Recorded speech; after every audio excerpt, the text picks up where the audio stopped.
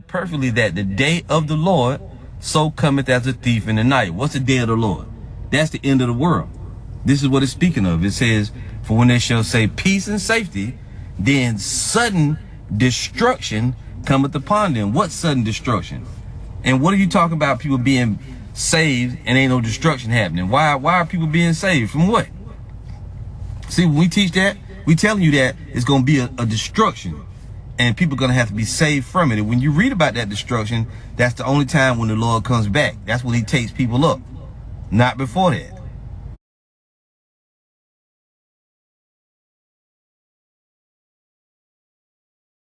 It says, for yourselves know perfectly that the day of the Lord so cometh as a thief in the night. And how convenient for these Christians, especially these black pastors. They never want to talk about the judgment that's going to come on America, Babylon the Great. They never want to tell you that. Like, the Lord just going to take people up. He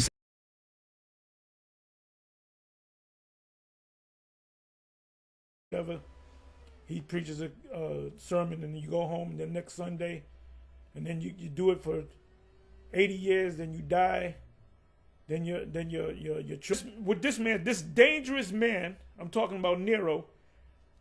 This Nero guy, Trump, is a dangerous person.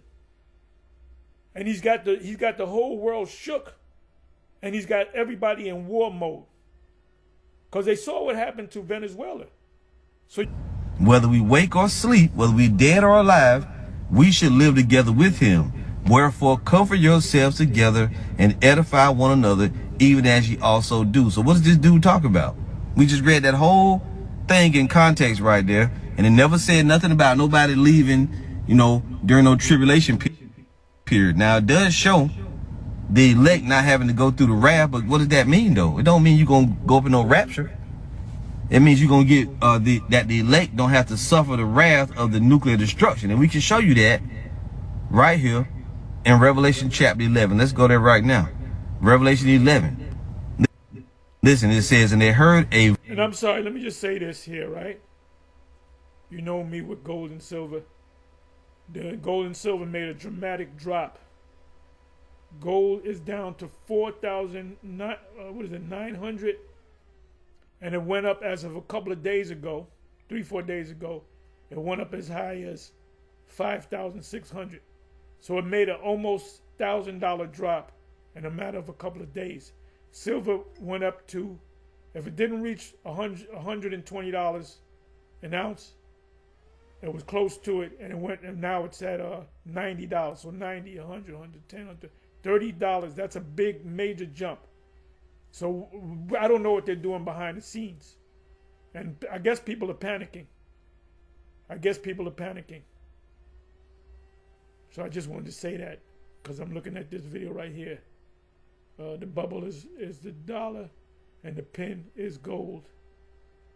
Woe to him that increaseth that which is not his. Yeah, because this man's getting ready to go. Everything's in place now.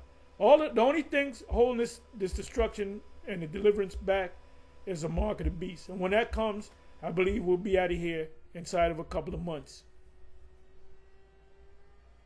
Because you already passed the test or failed the test. Let's listen to some more.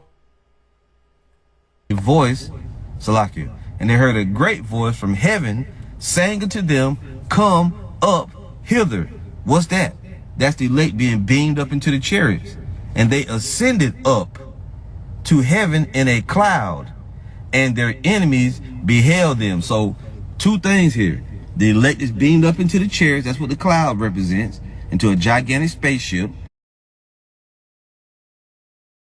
And their enemies beheld him. So when you talk about the rapture, you say it's going to be a secret. Nobody going to know. People going to vanish out of their clothes. That's what the rapture doctrine teaches you. But this one says, and their enemies beheld him. So people going to literally see the elect getting beamed up, because Revelation 1 says that every eye shall see him. Revelation 1 verse 7, behold, he cometh with clouds, spaceships, chariots, and every... But this one says, and their enemies beheld him. So people going to literally see the elect getting beamed up, because Revelation 1 says that every eye shall see him.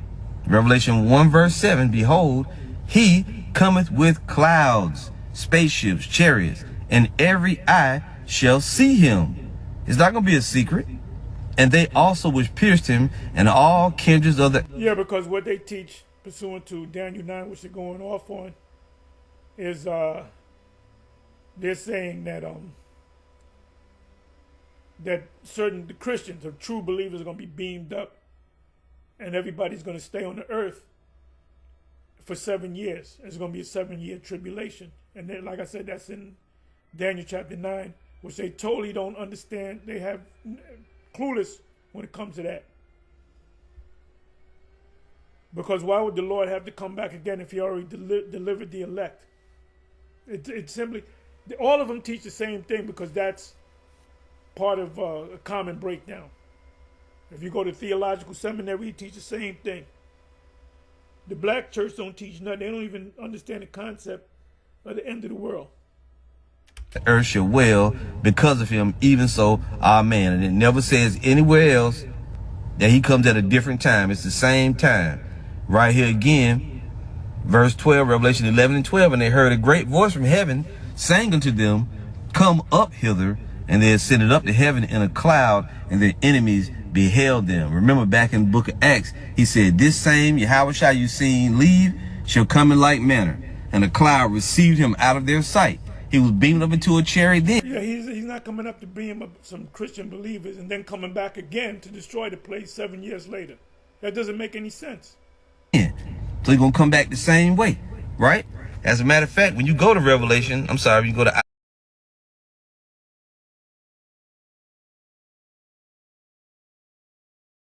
Isaiah,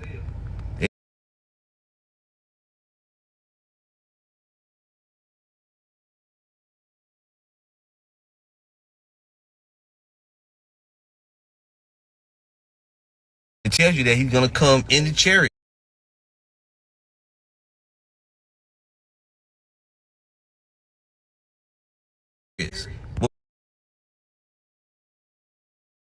With fire.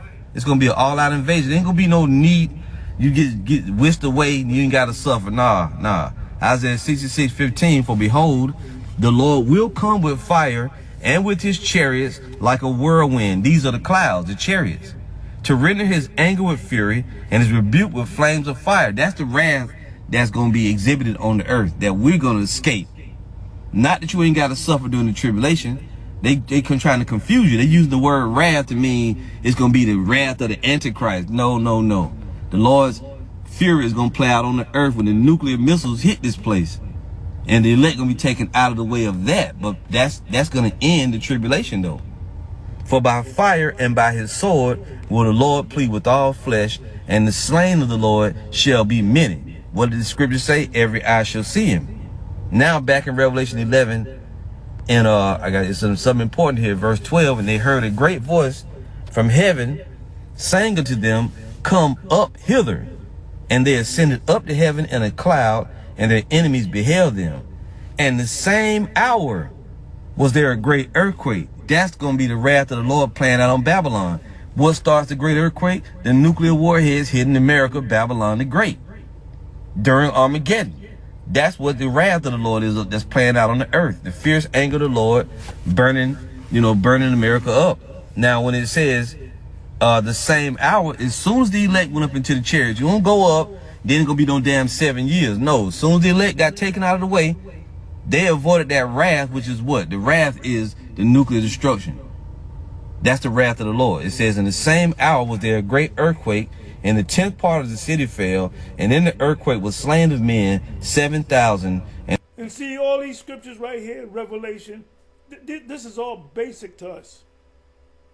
Like I said, when you're dealing with these people, when they claim they know the scriptures, they spend 50 years, they got degrees, they're professors or of a theological seminary. What they all do, including what's this guy, Vocab Malone, they regurgitate the bullshit that they learned at whatever theological cemetery that they spent however how many years in. And the remnant were affrighted. The remnant is the elect, and gave glory to the God of heaven. That's the elect being beamed up and taken out of the way. As a matter of fact, when you go to Isaiah, Do I have it? Yeah, Isaiah 26 and 20. Come, my people.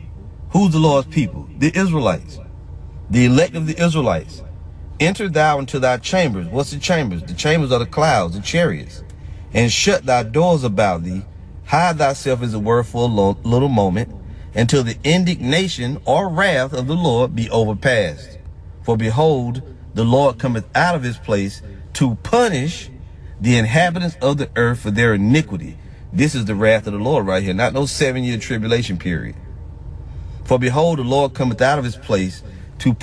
Yeah, that 7-year tribulation took place during the time of from Nero, when Nero came down hard on this.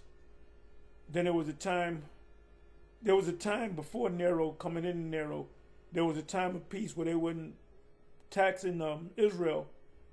Then they had to build the Colosseum, or the Flavian, what is it called? What was it called? Well, it's called, today it's called the Colosseum.